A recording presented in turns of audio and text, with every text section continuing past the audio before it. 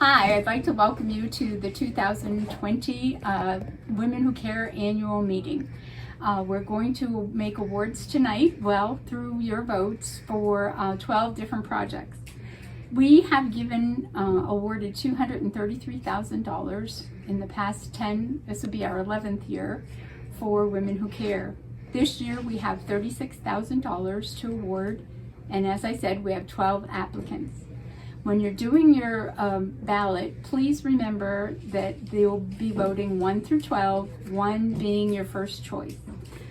Everything will be tallied, and then we'll have a live presentation on Facebook for Women Who Cares page on October 1st, 2020. And also, not only the awards for the grants will be announced, we'll also have the 50-50 and the basket awards. So please stay tuned and watch us on October 1st with your friends, and come and join us for all the awards and all the tentative parties. Thank you very much.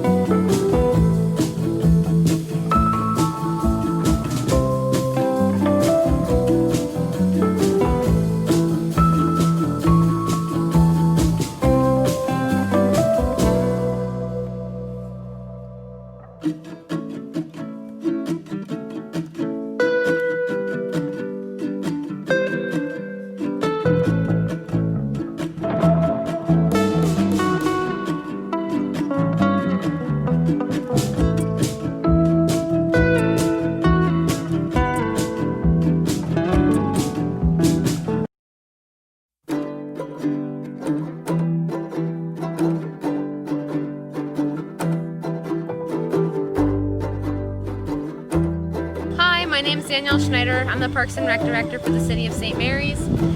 Thank you for taking the time to listen to a project I would like to propose for Benzinger Park. Anyone who is familiar with Calmont Park knows that we have an ice skating pond. The success of this ice skating pond is very weather dependent, and in an effort to provide ice skating in the community that is not weather dependent, we would like to purchase a portable ice skating rink to be installed in the parking lot here at Benzinger Park. Our total project costs are $7,000, but we're requesting $5,000 from Women Who Care. Parks and Recreation would provide the rest of the funds as well as assist with the installment of the rink. I would like to share with you a short video on the installation of the rink.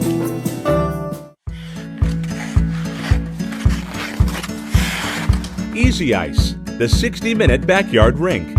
Easily installs on tennis courts, frozen ground, grass, concrete, or any semi-flat surface. One convenient kit includes everything needed for assembly.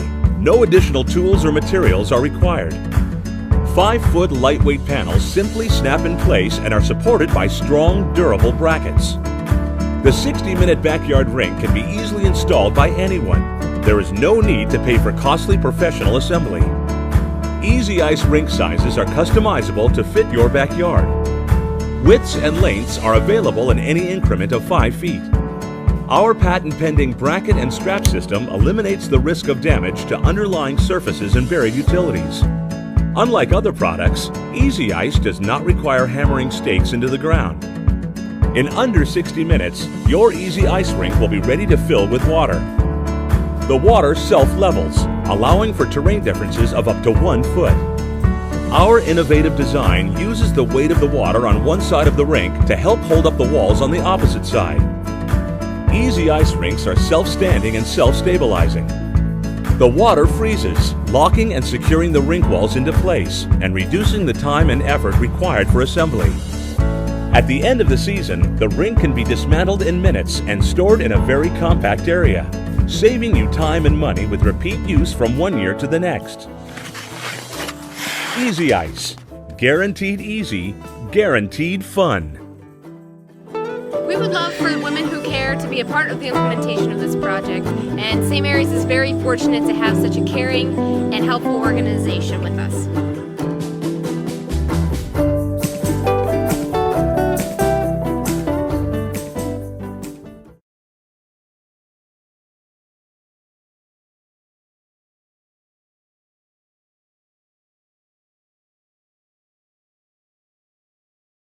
Hi, my name is Amanda Balin, and I'm coming to you today on behalf of the Elk County Farm Bureau to talk to you a little bit about our project to bring the mobile ag lab back to Elk County to visit all 3 school districts, Ridgeway, Johnsonburg, and St. Mary's. Agriculture means something to me and my family, and so being part of the Elk County Farm Bureau has been something that I like to do where I can promote agriculture and education for others as well. So as part of the Elk County Farm Bureau Agriculture Promotion and Education Plan, we enjoy bringing different learning opportunities to students throughout Elk County. Today, you will be able to see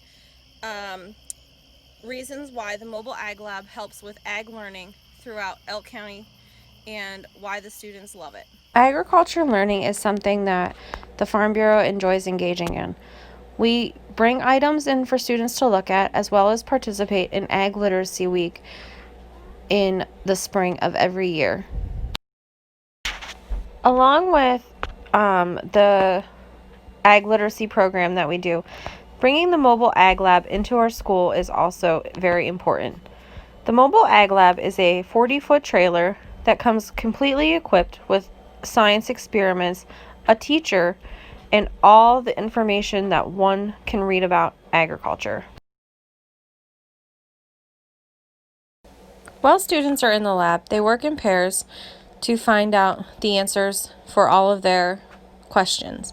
Students work through the scientific method and move through to find maybe how soluble different dirts are, insects that might be on crops, as well as how much fat could be in their different foods that they enjoy. Another feature to the lab is having parent volunteers come in and help the teachers as well as the students through their learning process as they move through the scientific method and learn about agriculture. The Mobile Ag Lab is a fun and engaging experience for students to learn about agriculture and different careers in the agricultural field.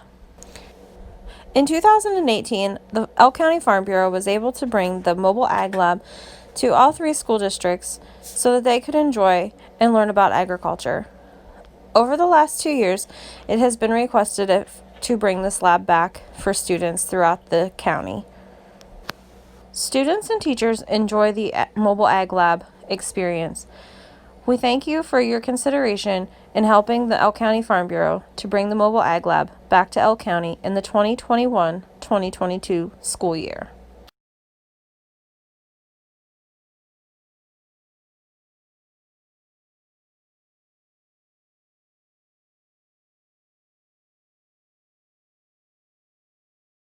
Hello, my name is Laura Finocchi. I'm president of Friends of Twin Lakes A&F. We are a 501c3 charitable organization that formed in April of 2018.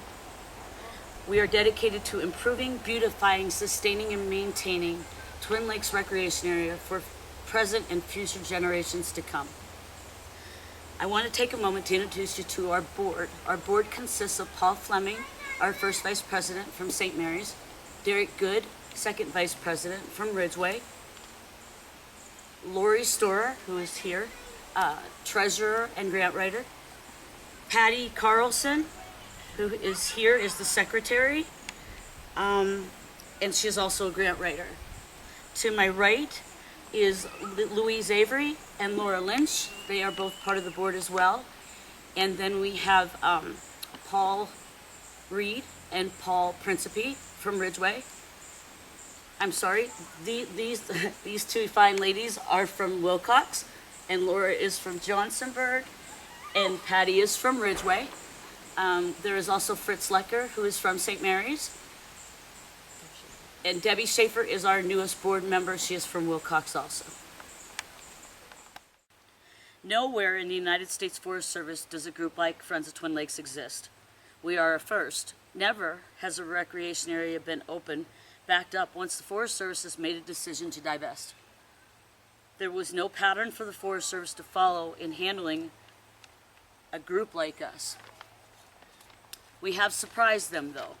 They never thought we'd get this far so fast. When we first started operating Twin Lakes, the Forest Service allowed us to offer work and stay camping only in the upper campground, meaning that in order to camp, you had to perform some work.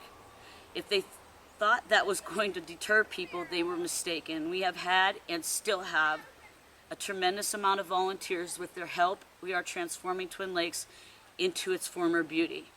In our 2 short years of existence, we have brought back the lawn care throughout the area, rehabbed the campsites, and restored camping in both the upper and lower campgrounds. No work necessary.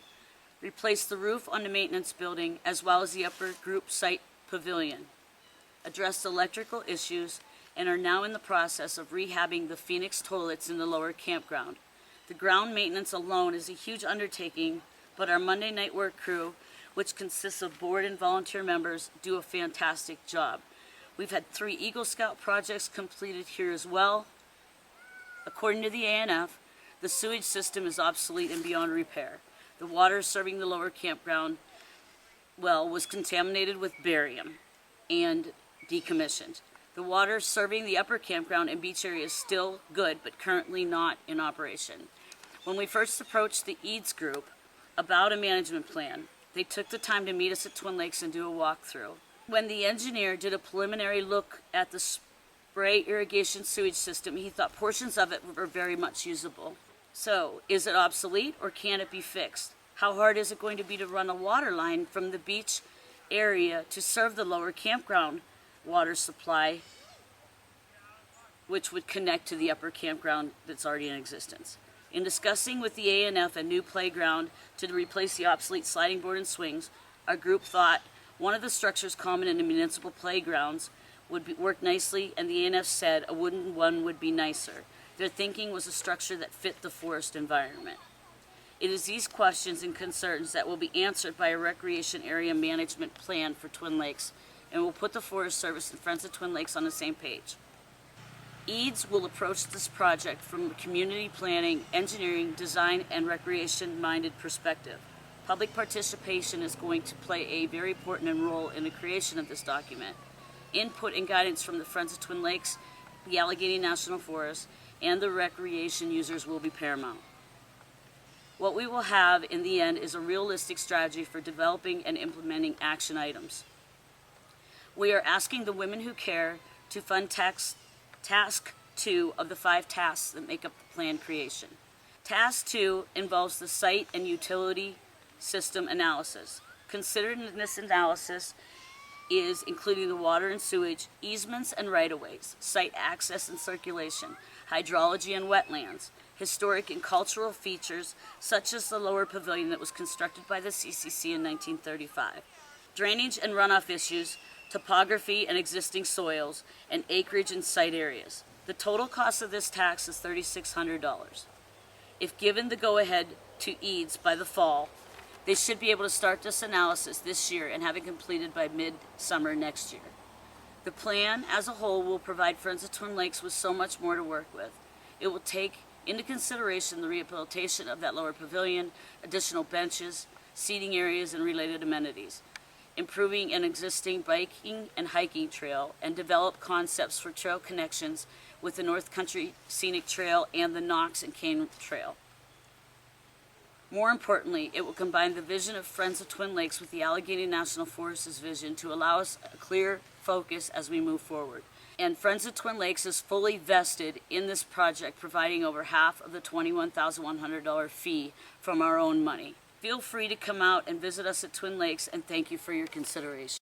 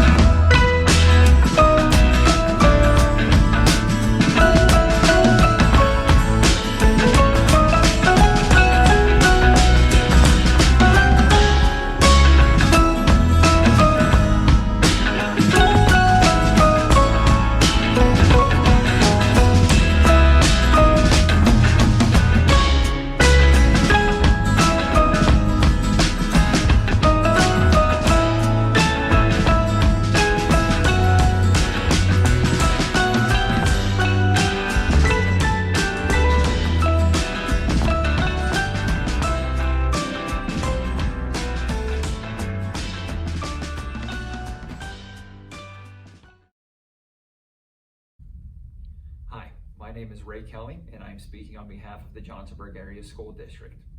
We are applying for the Women Who Care grant to use the money for a program called Exact Path.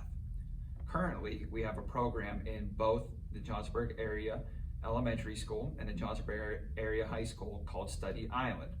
Study Island measures proficiency of a student's knowledge.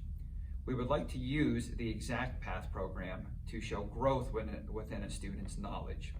What Exact Path does is it provides challenging questions to students as they get correct answers on assessments, thus showing the overall growth of a student from the initial testing. Exact Path focuses on English language arts, reading, and math, which are very important as they are state tested subjects within the PSSAs and the Keystones. Exact Path would be implemented for all K through 12 students within our district. We would like to thank the Women Who Care organization for this opportunity and your continued support of the Johnsonburg Area School District.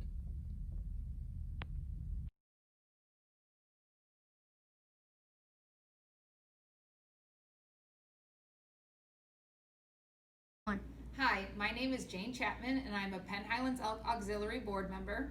Hi, my name is Kara Bauer. I'm the Emergency Department Director here at Penn Highlands Elk. And we want to start by thanking the Women Who Care organization for considering our grant proposal. To start, I'm going to tell you a little bit more about the Penn Highlands Elk Auxiliary. Our organization just celebrated its 100th year anniversary. We render service to Penn Highlands Elk and its patients and assist Penn Highlands Elk in promoting the health and welfare of the community through service, education, and fundraising.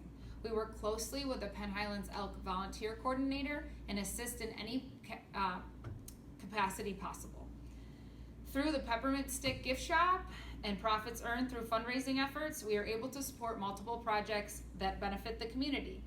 We purchase and wrap Christmas gifts for the Pinecrest Manor residents. We grant scholarships to graduating seniors in the 5 area high schools within the Penn Highlands Elk service area. We donate raffle baskets to different hospital department fundraisers, and we make an annual donation to projects or equipment purchases supported by the hospital. In February, the Auxiliary Board voted to turn their focus to support and expand the experience of pediatric patients in the emergency department. In March, the COVID-19 pandemic halted 3 vendor sales and closed the Peppermint Gift Shop for 3 months, resulting in major revenue loss. The Auxiliary is passionate about continuing its support of our mission, and we are turning to you to seek funding for our most recent project. We are requesting $2,000 to be used to purchase supplies to fill 25 Jackson bags and purchase 2 iPads. A Jackson bag is a bag that is given to pediatric patients who need to be transferred to Children's Hospital in Pittsburgh for more advanced care. This program was created by Liz Davis, who is the Penn Highlands Clearfield Emergency Department Director. She was inspired by the families that she's worked with that had to make this trip, as well as she's had to make this trip with her son, Jackson, multiple times. A Jackson bag is filled with essentials that you might need when making this trip. Yeah, just to reiterate what Jane said a little bit, I think it's really important that we brought this project here and we started it for our patients in our community. Last year alone, the emergency department transferred 60 children over to Children's Hospital in Pittsburgh. As you know, this is over a 2-hour trip, and a lot of times when these patients come into the emergency room, the families are not suspecting that they're going to have to be transferred. So they come in and they don't have any of the essential supplies that you would need when you're going overnight somewhere. Some of these essentials, we have a Sheetz gas card that's $25. There's toiletries in there such as toothpaste, toothbrush, deodorant, shampoo, and facial wipes. And there's also some snacks. One of the things that I think is great about this bag is that it's not only just for the children, it's for the parents too, because it's not only an emergency for the children, but it's a crisis situation for the parents as well. Another thing that the auxiliary has worked with is cell phone chargers, and we just had to use one of these last week. We had a patient come in that was going to be transferred to Children's, and the mom sent the dad home to gather a bunch of supplies, but they forgot their cell phone charger. So we were able to donate that to the patient so they could use that in Children's so they could communicate with the family. This year alone, we've used 3 of these bags, and the families have all been very appreciative of the supplies that we've given them. With the use of an iPad, children would be able to, maybe play some kid-friendly games on there or watch videos that they're not able to do with the TV. And it also just gives them that sense of comfort and that they are comfortable in the emergency room, because they're oftentimes waiting for transportation.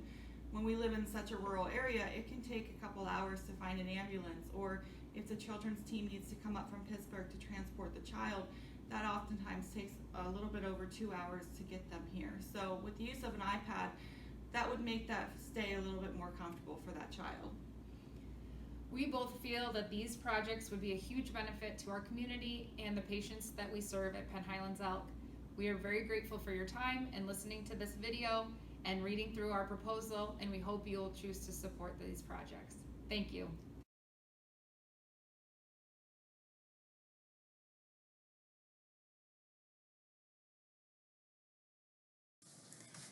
Hi, my name is Natalie Aleo, and I am the 4-H educator for Elk and Cameron counties. The 4-H program is part of the Penn State Extension, and what the 4-H program does is it focuses on building leadership and citizenship skills in youth, along with offering a variety of educational opportunities. And up to this point, our educational opportunities have been focused around camps, after-school programs, school enrichment programs, and our organized clubs.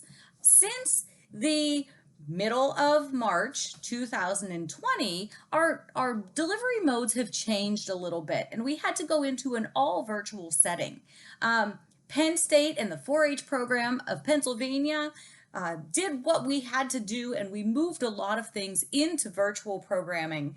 And at this time, what we are looking for the Elk County 4-H program is to get a little bit of extra money in order to make kits that we can send home to our youth and then get into a virtual environment such as Zoom and be able to work through some of the activities with them. Again, 4-H is really focused on helping kids build social skills, and it's very hard at this point of time when we don't really know what's going on with the pandemic in the world around us. But in these virtual settings, the kids get to know each other, they play games, they do a lot of different things, and at the same time they're learning. So what we want to focus on with these kits that we have would be animal science activities, STEM and science activities, maybe related to environmental also. I would like to do some textile, some hand sewing. I have some ideas about making masks that the kids can learn to sew buttons, learn to hand sew different things, and then also some cooking activities. So the kids will have an opportunity to make some healthy snacks while they're at home, or maybe help their parents pack their lunches. So we're really looking forward to this program and being able to ship these activities home to the kids. I have an example right in front of me that I'd love to share with you. We did a virtual science camp over the summer, and for the virtual science camp, the kids were sent a box of supplies, and this box cost about $10 to send, I would say, but the supplies in it had enough activities for 10 hours. We did we did 2 hours of virtual programming a day, and then we did what we called the challenges. And what they did with the challenges is they were things that they did outside. But while camp was going on, we made a variety of different activities. We did some journaling. We made some fun coaster sets. We made some really cool masks, some different bookmarks and things. And the kids received all of this stuff in kits that had instructions to tell them what day it was going to be done, what we needed to do, and then we got online together and we worked through those activities together. It was a really successful program. We'd love to be able to do more of them, and that's why we're looking for funding. Before I close, I'd love to say thank you to all of you wonderful ladies who take part in the Women Who Care. I am a member myself. I see a lot of value in this organization, and I think that what you guys do is absolutely amazing. Thank you so much for this opportunity. Have a wonderful day.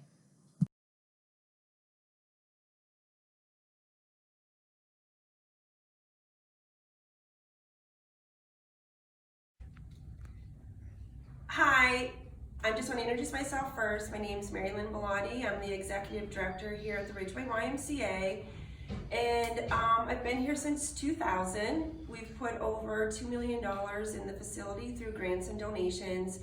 And the whole COVID-19 pandemic has really put us kind of in an uproar here. So leafing through the paper, I seen where the Ridgeway Ambulance Association received disinfectant foggers to help them with the germs from the COVID.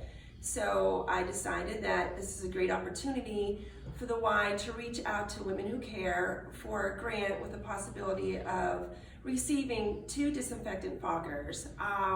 One here for the preschool, which then we can use out into the lobby, into the fitness room, down into the gym.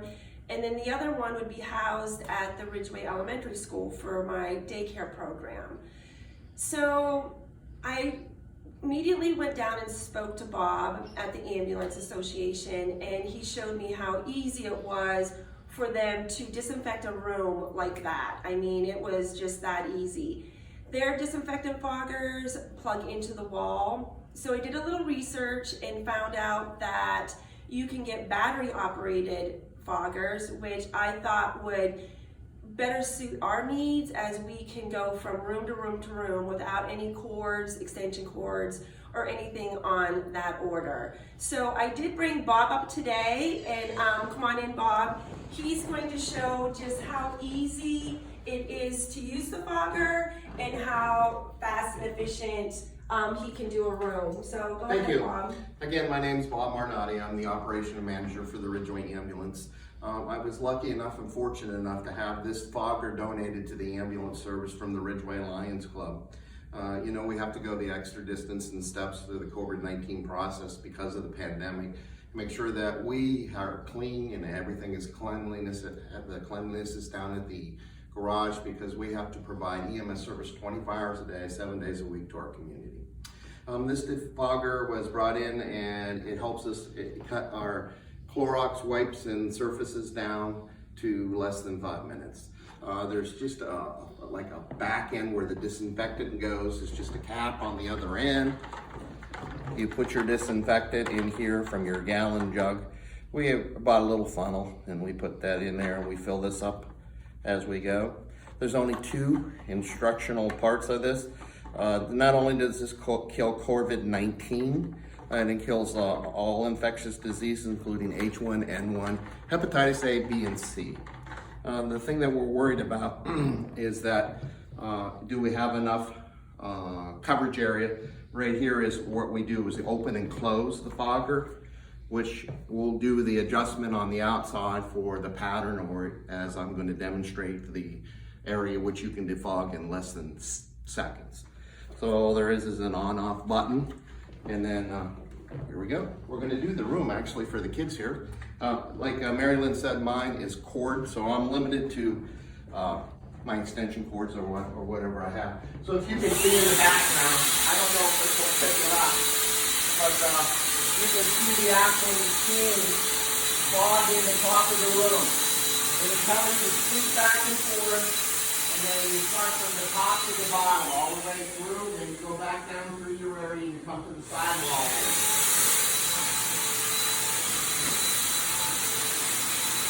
And what this is doing is laying a bunch of disinfectant on the side of the walls and the ceiling. And just pick it up so you see the actual fog coming out of there. What it does is the disinfectant has to actually get on the surface to kill the germs. So I could do this whole entire room in under 1 minute. Perfect. Thank you very much. Thank you, Bob. So I thought it would be easier for me to show you the product that we're looking for, and how important it would be for our facility.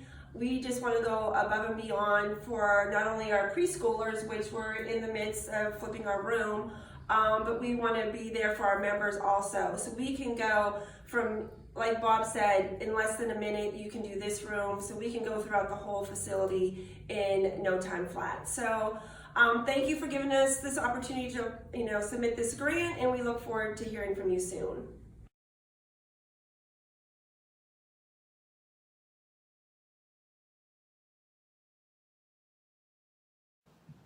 Hello, my name is Lynn Kaczynski, and I'm the principal here at St. Leo School, located on Depot Street in Ridgeway.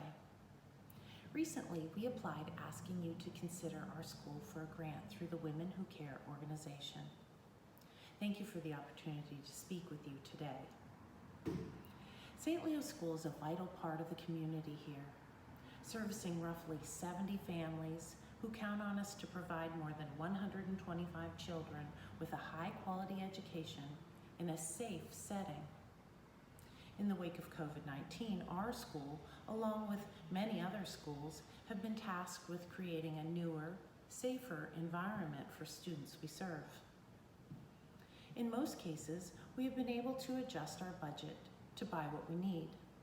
Crucial PPE like hand sanitizer and disinfectant wipes, adult and child-size masks, face shields, and even sneeze guards for our preschool learners. To prepare for our students' return to school, we are removing furniture so that we can place our desks 6 feet apart. We're planning new routines and procedures that will support social distancing and develop a cleaning and disinfecting routine to do our part in reducing the risk of spreading the virus. One recommendation that has been given to us from the Department of Health to reduce the risk of spreading COVID-19 is the improvement of air quality. In the late summer and early fall, we will be able to open our windows and turn on our ceiling fans and run additional fans to create proper airflow. But when the weather turns cold and we can no longer ventilate by opening the windows, we will need another alternative. This is where you come in. In the wake of COVID-19, mounting evidence suggests that virus particles can linger in stagnant air, helping to transmit the virus indoors. This is why we have asked for funds to purchase 12 air purifiers to place in our classrooms, as well as 2 smaller air purifiers to place in the nurses' and principals' offices. Just a side note that we have determined that the inexpensive filters inside the air purifiers, which need changed every 3 to 6 months, can be paid for internally. Air purifiers will play a crucial part in creating better air quality for students and teachers, not only this year, but in the uncertain years to come. Good air quality is something we'll probably never take for granted again. Thank you for your time. I hope that you will consider awarding St. Leo School the funds to complete this important safety project.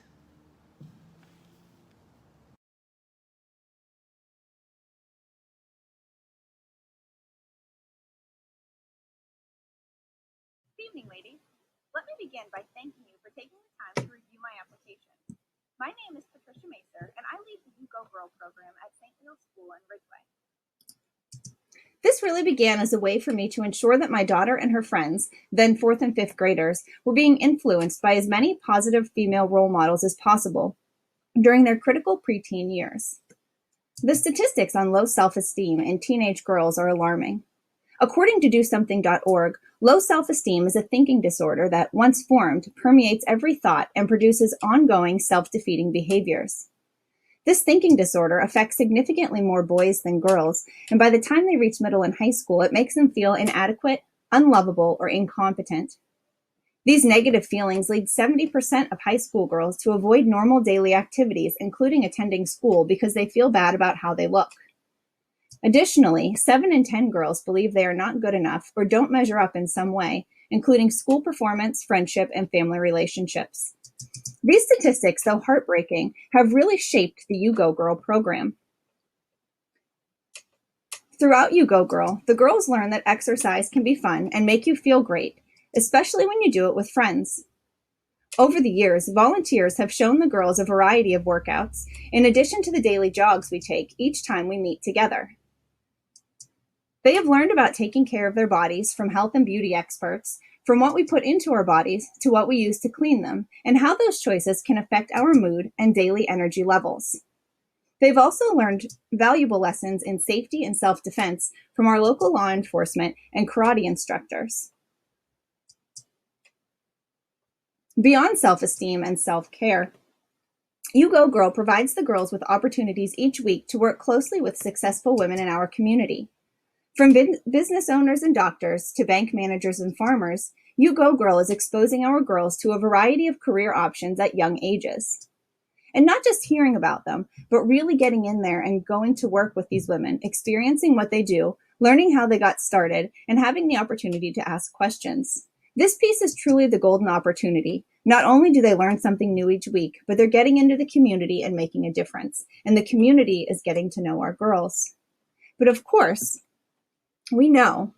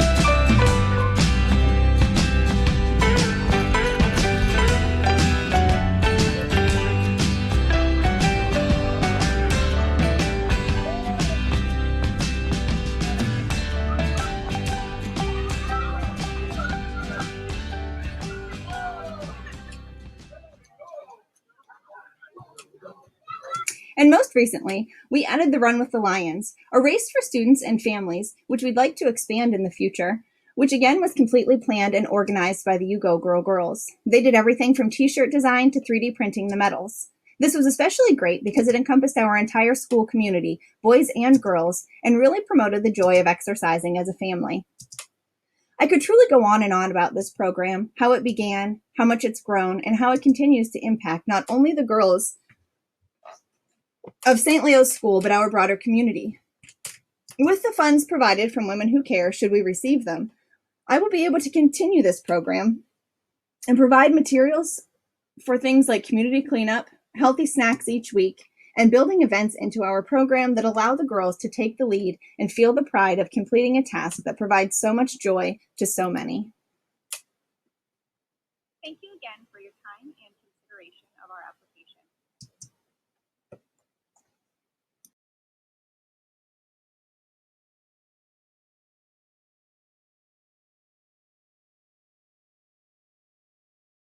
Hi, I'm Danielle Corrigan-Gobler with WRC Richmond, and this year for our Women Who Care submission, we asked for 30 of these Amazon tablets.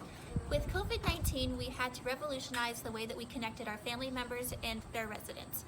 So we decided that we would make them connectable no matter where they went. So with these tablets, they can connect to their family members whenever they're in our building, whenever the family member's at a wedding or they're at the grocery store, or if they're just at home, they can dial on their tablet and Skype with their family members and have that personal connection and never feel the fear of isolation, depression, or just not knowing what's going to happen next.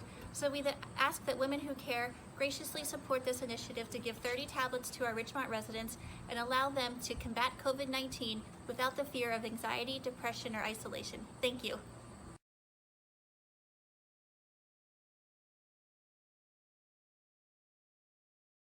Hi, Marilyn.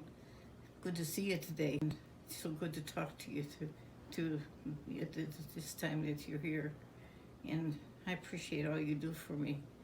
and I know you've been in touch with the other kids, and tell them I said hello, and you all are a blessing to me. And John has to have surgery, so pray for him, and as you go to church, pray for me too. And thank you for all you do. I appreciate it.